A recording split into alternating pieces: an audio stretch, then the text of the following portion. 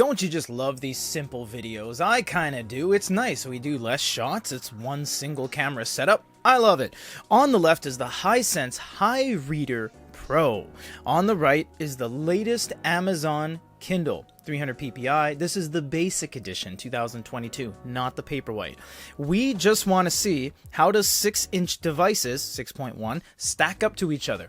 Unfortunately, outside of reading, we're not going to show you anything because this is a multimedia smartphone with an A9 body and has a SIM card slot, speed modes, music player. It's just, it's too much. The Kindle cannot compete with this. This is an ebook reader. This is a phone with an e-ink screen.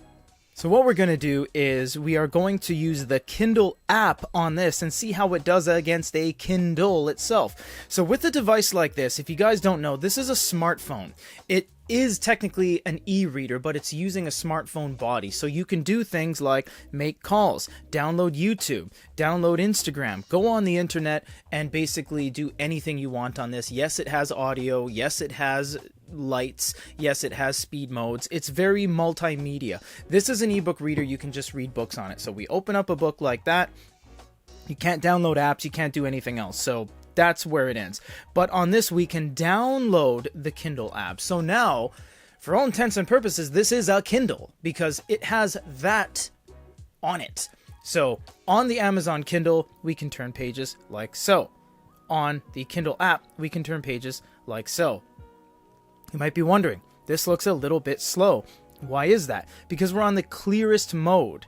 So if we go down to here, to the e-ink center, click on something like balanced, smooth, or speed, and now this becomes literally the fastest e-paper device on the market, basically. This thing is lightning quick.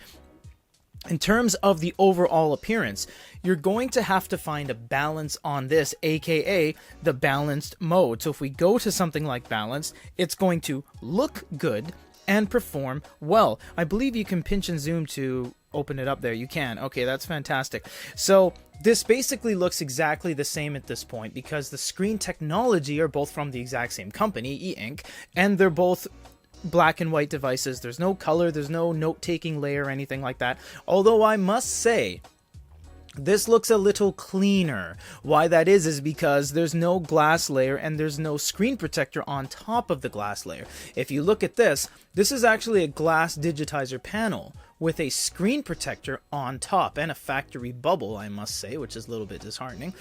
But the Kindle is simply just the screen and then a protective layer baked on top. That's it. So you really get an unobstructed experience. With the Kindle itself, you're going to have all of the standard Amazon augmentations up top. You get text, you get X-ray, you get notes and highlights, etc. On here you get the same thing, but it's presented in a different way because the way you see it on here is going to be the same way you got it on your smartphone. It's going to be the same way you'll get it on your tablet. So it's just going to be different. But the beauty about using a handheld device such as this is actually with the Amazon app, you can control the page turns with the volume buttons. That's kind of cool. So if you're sitting and waiting, you can kind of not break immersion by never actually blocking the screen to go like that. It's completely just out of the way. It's quite nice. And that's what a lot of people like about the Amazon Kindle app is that you can do that. And if you have a phone, you can just put the app on your phone too. With the Amazon, you're a little bit limited because this is a one-trick pony. It's an ebook reader. This doesn't even have audio. You do have audio at the top with Bluetooth, but there's no speakers on board. So you're going to have to use peripherals like a speaker or wireless headphones and connect it to this. Whereas this has speakers on the bottom, and it has a 3.5mm headphone jack on top, and it has Bluetooth, so you can use it as well. Now, granted, these are drastically different when it comes to the price. This is over $400, and this is about $100. So you get what you pay for at this point. This is a multimedia mega giant hyperphone, basically, because it is. It's a supercomputer. That's what smartphones are. They're supercomputers. They're faster than the mission that took us to the moon. Whereas this is an ebook reader. It is extremely limiting, but it knows its place. It knows that you use it just to download books. You go to the store, etc.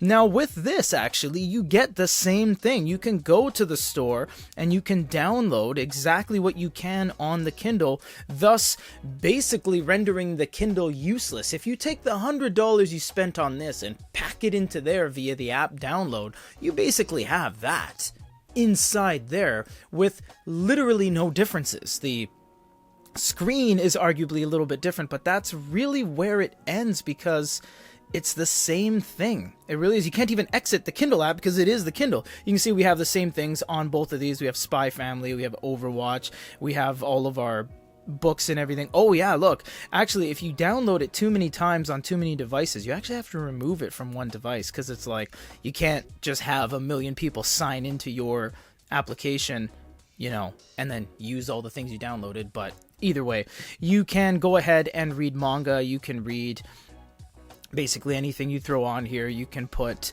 your graphic novels, your editorials, and it's all going to be the exact same kind of thing because you're still in the Amazon ecosystem. So I hope that really opens your eyes as to the differences between getting a phone with an e-ink screen that has the Kindle app on it, and yes, if you long press you can uninstall it, and having a dedicated ebook reader. It's 4 times the cost but a million times more functional, because you can go to the browser and download any APK in the world on here. Whereas the Amazon, if you don't like the Amazon ecosystem, if you don't like the reading app, if you don't like the settings, there's nothing at all you can do about it, because you can't download the Barnes & Noble app, Co-Reader, Aldico, Moon Plus Reader. You can't do that. On here, you can download 17 different readers for every day of the month, basically, and you can have a different experience with each individual one. This is the Hisense HiReader Pro versus the Amazon Kindle.